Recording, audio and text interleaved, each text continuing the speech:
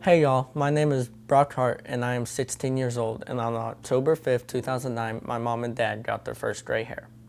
On that day, my parents took me to the pediatrician because I was acting really sleepy, had no energy, and my parents thought that was really strange. The pediatrician told my parents to take me to the hospital, and we found out that I had leukemia. Now my family's lives have completely flipped. Now this story is a very, very long story. It spans from October 5th, 2009 all the way to February 12th, 2013. In between those times, I have had 13 surgeries, 3 chest tubes, more stitches and pokes than you can count, over 100 blood transfusions, 60 platelet transfusions, and the list goes on and on. Now I don't remember any of it, but I've heard stories, and so that is what I'm here to share. One story that was told to me was when I was in the hospital and I was doing really good. I was just going through chemo, and then they found this thing called a fungal infection. Now because of this fungal infection, some places were so bad that they had to go in and grab it out of me. They cut open the side of me and scooped out half my lung because it wasn't good anymore because it was full of the fungal infection. Scar tissue from the fungal infection is all over my body and is why I am blind in my right eye. Another story that was told to me was whenever I got a fever over 101, they would have to take me to the hospital no matter what. So I would play the fun game of doing that a lot, and they would have to take me a bunch of times. My blood count numbers would decide if I got to go home or stay in the hospital. Since we did this a lot, my dad made a game out of it. He brought a Snickers, set it on the doctor's desk, and then they would run the test. If the doctor came back and took the Snickers, that meant we were good. We got to go home and see them tomorrow. If the doctor tossed the Snickers to my dad, that meant we were going upstairs and spending the night in the hospital. The last story is, one day my parents noticed that I was breathing really fast and having a hard time staying awake. So my parents decided that mom would take me to the ER.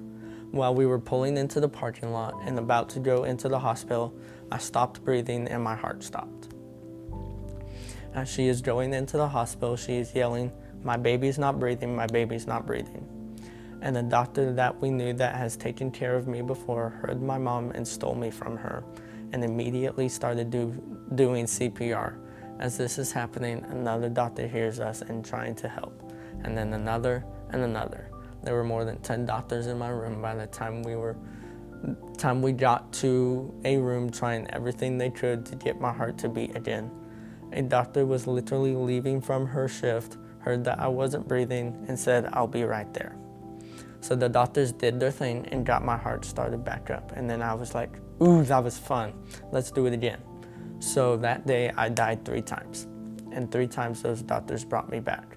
Those 3 times my heart stopped and they brought me back because they cared for me so much and wanted me to live. That's what Children's Hospital is. They actually care. They want their kids that they take care of to survive and grow up to be healthy humans. After that incident happened, I started to get better and they started seeing a lot of improvement. Fast forward to February 12th, 2013. That is the day of my bell ringing. So from October 5th, 2009, all to February 12th, 2013, me and my family were fighting cancer. It's not just me that goes through it. It affected everyone in my family.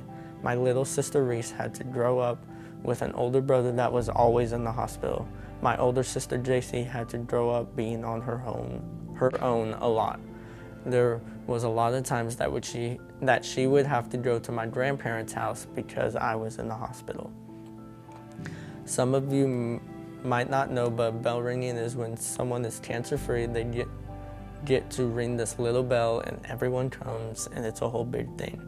Ever since my bell ringing, I have gone through countless therapies. I went to a lot of people to help me get back to the normal.